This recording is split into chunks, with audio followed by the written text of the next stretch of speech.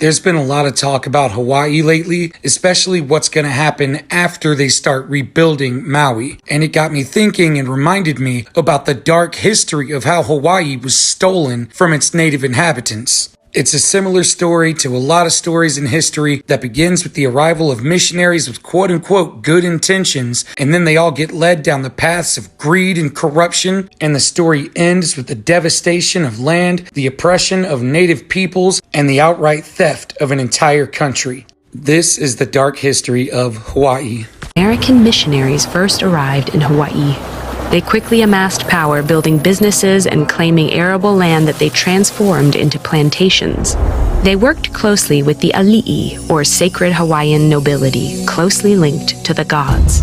The ali'i appointed missionaries to government roles, where they helped establish Hawaii as a sovereign kingdom with a constitutional monarchy. But once certain business opportunities emerged, namely the prospect of exporting sugar to the U.S. tariff-free, some of their descendants shifted positions. They formed a political group known as the Missionary Party and began plotting to annex Hawaii, bringing it under U.S. control. Liliuokalani and her siblings were born into an ali'i family. In 1874, her brother, Kalakaua, ascended the throne, but 13 years into his reign, the emerging threat crystallized. The Missionary Party called a meeting where an all-white militia surrounded and forced the king to sign new legislation. Later called the Bayonet Constitution, it stripped Native Hawaiians of their rights, diminished the monarchy's power, and ceded control to this group of white businessmen. 4 years later, King Kalakaua died. Heartbroken, Liliuokalani said, by the base ingratitude of the very persons whose fortunes he had made. Prepared to fight, she assumed the throne. Despite death threats and rumors of insurgency, Queen Liliuokalani was determined to restore power to her people, an estimated 2/3 of whom had lost their voting rights. Flooded with requests for change, she authored a new constitution. But before she introduced it, the so-called Committee of Safety, a new organization that consisted of many Missionary Party members, hatched another plot.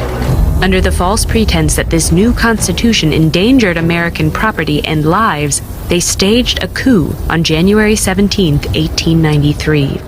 More than 160 U.S. Marines marched to the palace, where the Committee of Safety removed Queen Liliuokalani from office. Thousands of Hawaiian people protested, some wearing hatbands reading Aloha Aina, or Love of the Nation. The alleged provisional government declared Hawaii a republic the following year. They proclaimed that Hawaiians couldn't vote or be government employees without signing a new Oath of Allegiance.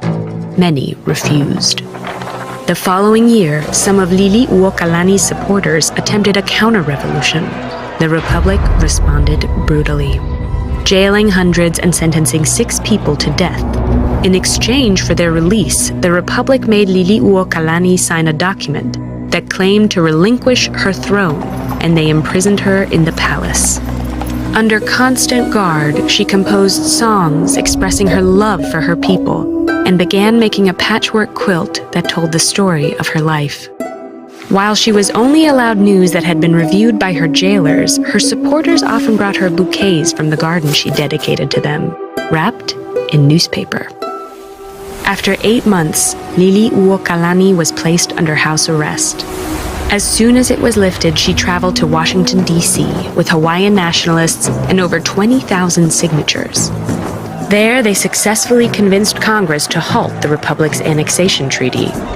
But the following year, the Spanish-American War began. Seeing Hawaii as a strategic military base, President William McKinley declared it a U.S. territory on July 7, 1898.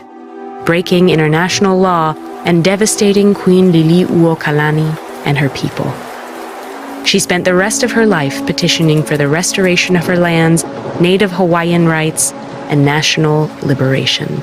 When she died in 1917, these dreams were unrealized. A member of the group that forced Queen Liliuokalani out of office once declared, If we are ever to have peace and annexation, the first thing to do is obliterate the past. They failed at this goal. Queen Liliuokalani left a resilient legacy.